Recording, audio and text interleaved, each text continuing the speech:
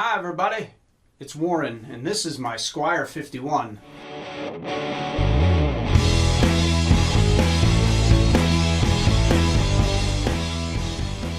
This guitar, like most guitars, has a story behind it, and I'd like to share it because I know there's a lot of people out there that look at inexpensive stuff on YouTube and inexpensive guitars trying to find something that's worthy of picking up for an inexpensive price.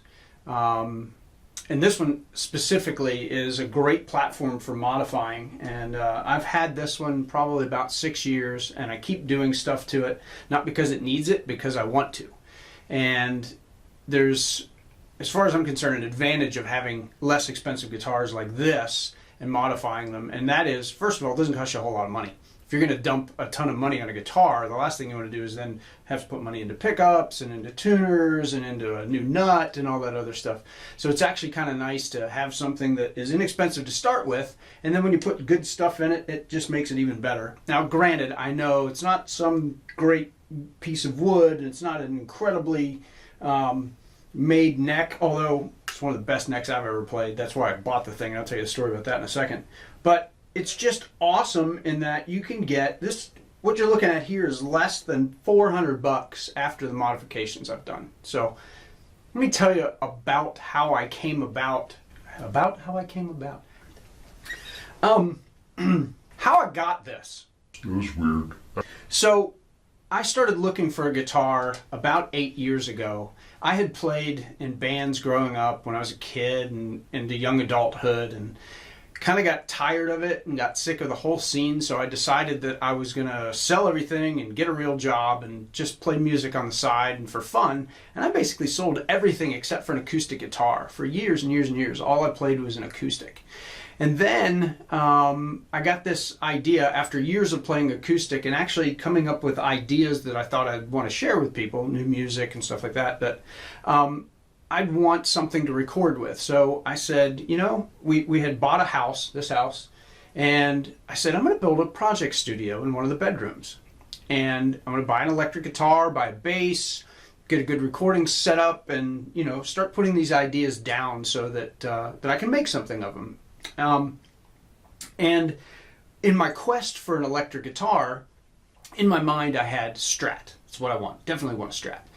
And I started looking at Strats. There's a local music store. I'm in Roanoke, Virginia, and there's a local music store called Fret Mill. And if you have the chance, go check them out. They're more of an acoustic specific. I don't want to say specific. An acoustic centered, acoustic heavy, acoustic. They like acoustics there. They have a lot of acoustics. Big Martin and Taylor Dealer, great guys, fantastic. But they have a nice selection of used electric guitars, amps, and basses. So I rolled in there and I started looking at Strats, some used Strats that he had. I wanted to spend about 1,500 bucks. You know, I wanted a decent guitar. Didn't want really expensive, didn't want cheap. And I played a few and I was just like, none of them are jumping out at me. You know, these are all used guitars, and sometimes those play so much better than new because of the fact that someone spent the time to actually break them in, and they're nice and loose and just awesome sounding guitars. Well, none of these jumped out at me. There were a couple of Tellys, and I played those, and they didn't jump out at me either. So I kind of went on and tried a couple of different places, played a bunch of different guitars, came back to Fret Mill again, and this was hanging on the wall. And at the time, it had an all white pickguard on it, and it just struck me as like, man, that's really cool looking. I've never seen anything like that. What is it? It's a Telly, it's a Strat, it's a Stratatelli, it's a Telly. Well, there's already a Telecaster. It's a combo. And then I looked, and hanging from the strings was a little paper tag with 150 bucks written on it. I'm like, that's disappointing, because I know it's not going to be any good if it's 150 bucks. So I passed it by, didn't even pick it up. A couple weeks go by, I go back in because I can see that they have some new used inventory.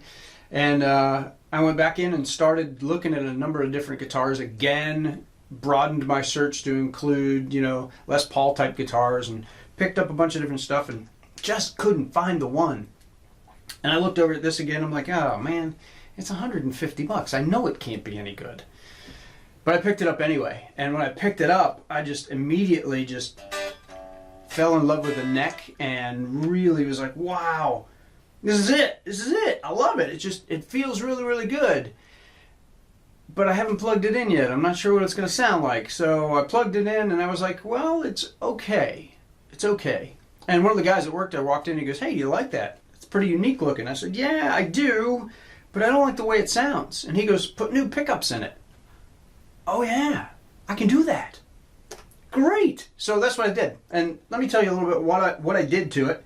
So that if you're interested in the Squier 51, buying one used, which you can find them on Reverb and eBay and music stores and stuff like that. So there's no shortage of finding these. But what I did to mine to make it my own may give you some inspiration of what to do with one that you find. So basically, the only thing left from the original guitar that I bought is the body, the neck plate, and this little plate right here, and I think that's it. I think everything else has been completely replaced. Now, don't be alarmed. It's not super expensive. Like I said, the guitar was $150. Oh yeah, the little strap buttons are original too. That's neither here nor there.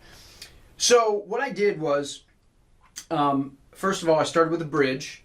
I bought from GHS Guitars, Guitar Fetish, GFS, sorry, not GHS, GFS. GuitarFetish.com. They make a lot of really cool parts specifically for the 51. It's one of the few places I can find that had stuff. So I bought the bridge from them, bought the tuners from them, bought the nut from them, and I bought one of their Crunchy Pat humbucker pickups. You can obviously see the configuration of this guitar is a little different than a Tele. It's a little different from a Strat. It's only got 2 pickups. It's got a humbucker and it's got a single coil, which we'll talk about in a second, single coil in the neck position. And the controls are down here. There's a reason why there's no tone knob. It didn't come with one. What guitar didn't come with a tone? Yeah, it doesn't come with a tone knob. It comes with a volume, and then it had a 3-way selector switch, which was, I'll talk about that in a second too. But back to the pickups real quick. What I decided to do is I put a Crunchy Pat here, and I absolutely love Andy Timmons' tone. So I tried to find out what he gets his tone from, and besides having really nice amps, he also uses the DiMarzio Cruiser bridge pickup in the neck position. And that's the way I had it wired. So it's got a Crunchy Pat, a DiMarzio Cruiser bridge, or DiMarzio Cruiser neck in the bridge position. 3-way switching right here, which again, I'll talk about that switch in a second. And a push-pull. So I can actually make either of these a single coil. So I can have 3 single coil positions. Well, single for both, and you know what I mean. Basically split the pickups. And then this switch, let's talk about that for a second. So volume knob, push pull, so that gives me basically 6 different sounds. And then the way you select the pickups is, this is neck position, this is bridge position, this is both, this is neck position, and up, just like most guitars that have a switch up here, like a Les Paul or something. But the guitar came with a rotary 3-position switch. And I said to myself, if I'm going to be playing this thing live at any time in the future, I can't use that rotary switch. It's just a weird kind of vibe to the thing. So I had the rotary switch replaced with a regular toggle switch, and it really helps a lot. So I can select on the fly pretty quickly. It's not as good as if it's up here or like a Strat, but my problem is, the thing that I didn't like about Strats when I started playing them was that switch position right here. And I play through a lot when I play. Watch my videos, I play through. And that's mostly because I played acoustic for so long. So when I play through, I hit the switch. So if I'm playing in the neck position and all at once I hit it, all at once I'm in the bridge position and a big bump in gain, and I was like, I can't do it. I can't do that. That's why I started looking and including Teles and Les Pauls in my quest as well. So anyway, the pickups, Crunchy Pat from GFS, DiMarzio Cruiser bridge, DiMarzio Cruiser neck, DiMarzio Cruiser bridge, neck, bridge, DiMarzio Cruiser bridge in the neck position. That shouldn't be that hard. The switching, again, 3-way switch, push-pull, replaced the tuners, replaced the nut, and the pickguard is from the guys at WD Music in Florida. They were really great. They make pickguards, and I wanted to go with an all-black theme, and you can see there's a little white outline, so it really makes it stand out. I should have probably cleaned this before I made a video about it. Oh well. I'm not the first one on YouTube with a dirty guitar. Dirty guitar. Filthy. Anyway, that's it. That's my Squier 51. I'm going to put some samples of me playing this thing through my Hughes and Kettner and my HX effects, and I'm going to upload another new song called Licorice. So it's just a little instrumental thing that I've been working on for a long, long time. I think it was actually the first little project idea that I ever came up with in this studio like 6 years ago. And now I just finished it. Procrastinate much? Anyway, thanks for listening. Thanks for listening to me ramble. Check out my other videos. Check out, hit the subscribe button. Check out some of the stuff at Fretmill, fretmill.com if you have a chance. They are not affiliated with me whatsoever. It's just, I like the guys. They've been real good to me over the years. So if you're ever in Roanoke, check them out. But you can check them out online as well. And that's it. See ya.